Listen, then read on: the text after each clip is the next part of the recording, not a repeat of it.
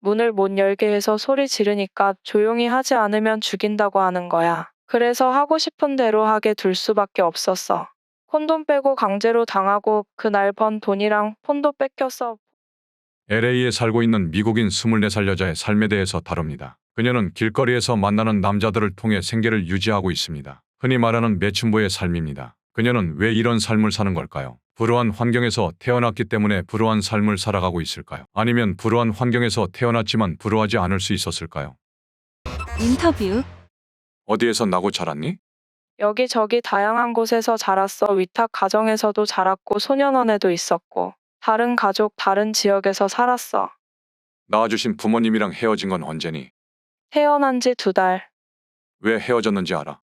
내 생각에 엄마는 성매매하고 마약 중독이었고 아빠는 감옥에 있었어. 학교는 어디까지 다녔어? 중학교 초반에 아동보호 시설에 계속 있을 수 없었고 보호관찰을 받기도 하고 소년원에 갔고 그때부터 학교를 다니지 않았어. 그 이후에는? 그 이후 거리에서 살았어. 거리에서 성매매를 시작한 게 언제니?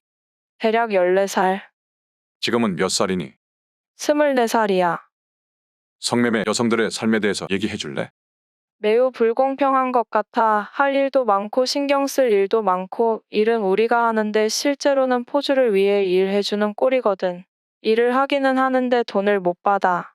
집값이라고 떼가고 옷값으로 떼가고 식비로 떼가고 밭대가 꾸미는 비용으로 떼가고 즉 일을 해서 번 돈으로 일을 더 하게 되는 구조야. 일주일 내내 일해? 일주일 내내 일하고 매일 상납금이 있어. 하루에 200만 원 정도를 맞춰야 하는데 어떤 날은 팁으로 5만 원씩 받는 날이면 정말 힘들어. 하루에 얼마를 벌었어? 하루에 200에서 300만 원 정도. 그렇게 하려면 몇 명을 상대해야 해? 엄청 많이. 거리에서 성매매하는 여성들의 삶은 어떤 것 같아? 우리가 어떤 삶을 살았고 살고 있는지 모르는 사람들이 단지 성매매 여성이라는 것만으로 판단하고 우리가 잭스를 좋아해서 이런 일을 한다는 사람도 있어. 그런 얘기 들으면 더 슬퍼져. 그렇게 단순하지 않은데. 사람들이 오해하는 게 뭐라고 생각해? 이 일은 서바이벌이야. 적어도 내겐. 나는 학교에서 도망쳤고 당시에 내가 할 수 있는 유일한 일이었어. 합법적으로 일을 구할 수가 없었어. 게다가 어린 나이에 포주의 아이도 갖게 되었고. 아이가 있어? 2 아이가 있어. 누가 키워?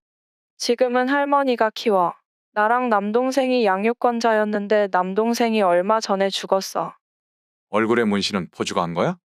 응, 이게 그들의 영역 표시 같은 거야. 내 눈썹에 있는 건 사실 내 베스트 프렌드인데 남자친구가 질투해서 가려야 했어. 그것 때문에 엄청 맞았어. 포주들은 어땠어? 대부분 갱단 멤버이고 폭력적이지. 호주였다가 남자친구가 되는 경우가 많은 이유는 그래야 내 안전이 보장되는 것 같은 게 있어서야. 실제로 많은 성매매 여성들이 죽고 있어. 그렇다 보니 지켜달라고 부탁해야 하는 경우가 있어. 마약에 대해서 얘기해 줄래? 나는 크리스탈 메스를 해.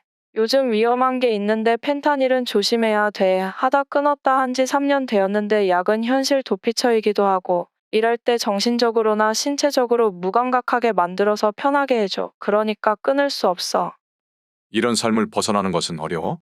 아기 기저귀 값, 분유값, 내야 할 집세 등등 때문에 돈이 필요한데 그만한 돈을 빠르게 버는 방법은 거리에 나가는 거 밖에 없어. 하지만 이 생활에서 벗어나기 위해서 나름 목표와 우선순위가 있어. 그걸 위해 돈을 모으고 있어. 가족 관계는 어때? 3년 전에 내 동생이 자살을 했는데 나한테 사랑이라는 단어가 어울리지 않지만 딱 한 명 동생이 생각나. 동생은 조건 없는 사랑 같은 거 있잖아. 그런 관계였어. 엄마는 간간히 볼 때마다 남자들한테 맞고 있거나 약을 하고 있거나 약을 훔치던 모습밖에 기억이 없어. 그런 식으로 학대받은 것 같아. 일하면서 위험했던 적 있어? 몇 번 있는데 주로 어린애들 차에는 잘 안 타. 어린애들이 강도 짓하거나 납치하는 일이 종종 있거든. 내가 처했던 위험한 상황 중에 화물 트럭에 탄 적이 있는데 뒷좌석에 카시트가 있다는 것을 보고 안전하다고 생각하고 별 생각 없이 차에 탔어. 인적이 드문 곳으로 가서 일을 하고 있었는데 등에 금속이 닿는 거야. 총을 보고 당황해서 문을 열려고 하니까 문을 못 열게 해서 소리 지르니까 조용히 하지 않으면 죽인다고 하는 거야. 그래서 하고 싶은 대로 하게 둘 수밖에 없었어. 콘돔 빼고 강제로 당하고 그날 번 돈이랑 폰도 뺏겼어. 포주한테 얘기했더니 상관할 바 아니라고 가서 일하라고 했어. 구독과 좋아요는 영상을 만드는데 큰 힘이 됩니다. 한 번은 2년 전인가. 납치 당할 뻔했는데 차에서 뛰어내렸어. 차 속도가 80km 정도였는데 얼굴만 가리고 뛰어내렸어. 그리고 3일인가 있다 병원에서 깨어났는데 온몸에 3도 화상 입고 여기저기 다쳐서 제대로 걷지도 못했어. 사랑해 본 적 있어? 응, 해봤어. 완전히 반대였기 때문에 힘들었던 것 같아. 남자친구 대부분이 나를 학대하는 편이었어. 머리채를 잡고 때리고 발로 차고 침 뱉고 업신여기고 함부로 대하고 그랬는데 그 남자는 완전히 정반대였어. 아침에 내 얼굴 보고 아름답다고 하고 나를 존중해주고 배려해줬어. 나와 내 아이들이 괜찮은지 물어봐주고 내 생각에는 그와 헤어진 건 다 내 탓인 것 같아. 그는 나를 존중하고 배려해줬는데 나는 예전에 남자친구들이 나한테 하듯이 그를 막대한 것 같아. 친구 관계는 어때? 친구가 없어. 항상 내 아이들이 내 친구라고 해.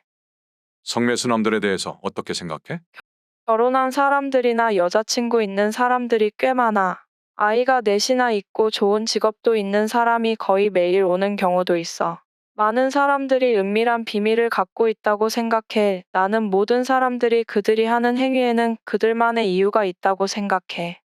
이 일을 하려고 하는 어린아이들에게 해주고 싶은 말이 있어? 할 가치 없는 일이다. 가장 큰 후회가 있다면 아마 아이 낳고 다시 이 일을 하게 된 거. 인생에서 배운 가장 중요한 교훈이 있을까? 안 했어야 한 것 몇 가지 있어. 나를 너무 일찍 놓아버린 것. 그리고 사람들한테 내 모든 것을 얘기했던 것. 굳이 다 얘기하지 않아도 되는 얘기를. 왜냐면 다른 사람은 나와 같은 의도가 아닐 수 있고 약점을 이용해서 나를 이용할 수 있으니까. 그리고 누군가가 나를 지배하도록 둬선 안 된다는 것. 특히 내가 행복하지 않은 일을 하게끔 나를 컨트롤하는 사람을 받아주면 안 된다는 것.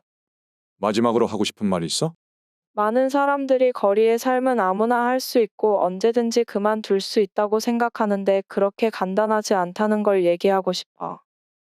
불우한 환경에서 자랐다고 해서 불우한 삶을 사는 것은 아니라고 생각합니다. 하지만 제가 만난 대부분의 불우한 삶을 사는 사람들은 불우한 환경에서 자랐다는 너무나 강력한 공통점이 있습니다. 어렸을 때 배우고 익히는 습관과 사고방식이 한 개인으로서 사회에 적응하고 능력을 향상시키며 살아가는 데 기본이 되기 때문에 환경이 중요한데요. 제 채널에서는 다양한 환경에서 자란 다양한 사람들의 삶에 대해서 이야기 나누겠습니다. 끝까지 들어주셔서 감사합니다. 다양한 사람들의 이야기. 인터뷰